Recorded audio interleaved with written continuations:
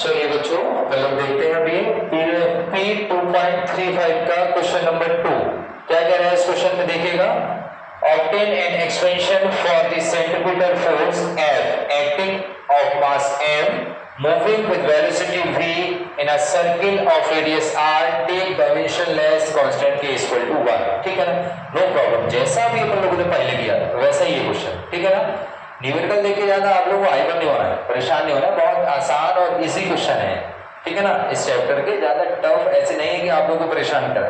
और मैं वैसे भी कोशिश ये कर रहा हूँ कि आप लोगों को point two point and step by step solve कराने की कोशिश कर रहा हूँ ताकि आप लोगों को बेहतर तरीके से समझ में आ सके।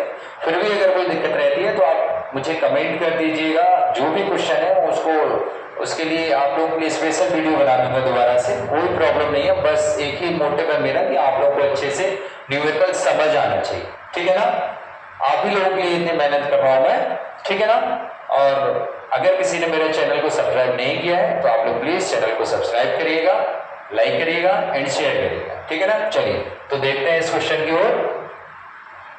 Obtain an expression for the centripetal force F acting on a mass of mass m moving with velocity v in a circle of radius r take dimensionless constant। ठीक है, नो प्रॉब्लम, बहुत आसान क्वेश्चन। देखिए कैसे करना है। Force F जो है उसको किसके ऊपर डिपेंड कर रहा है, mass m, velocity v and radius r। देखिए कैसे सॉल्व करेंगे इसे। Force is directly proportional to the m v r power a b c। F equal to, ये सिंबल हटेगा डायरेक्टली प्रोपोर्शनल का, कांस्टेंट का k आ जाएगा, m to the power a, v to the power b and r to the power c।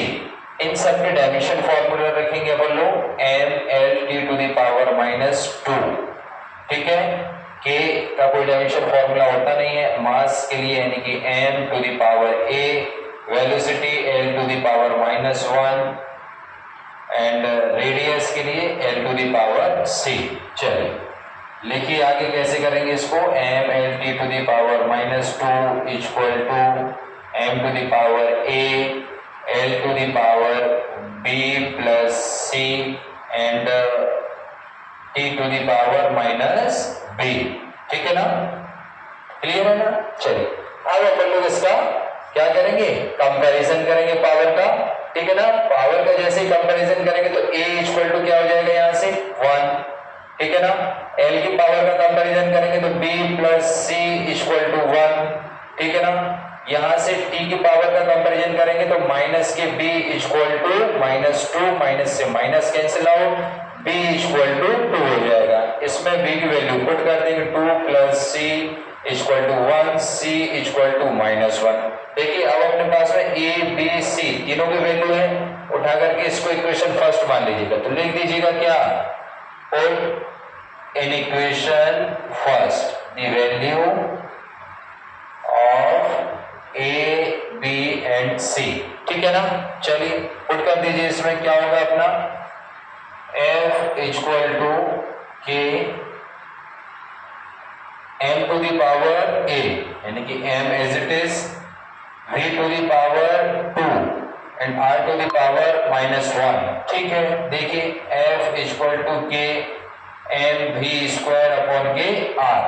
इसको आप ऐसे भी लिख सकते हैं, और अगर ये डायरेक्टली प्रोपोर्शनल का जो कांस्टेंट का सिंबल लिया था इसको हटाएंगे तो ये क्या हो जाएगा, f is directly proportional to the m v square upon r। देखिए बस यही प्रूव करना था कि क्या रिलेशन है f का m v और r के साथ में, यानी कि मास, वेलोसिटी और रेडियस के साथ। ठीक है ना, तो इसका क्या आंसर होगा आपका, f is directly proportional to the m v square upon r। ठीक है ना, ओके, थैंक यू।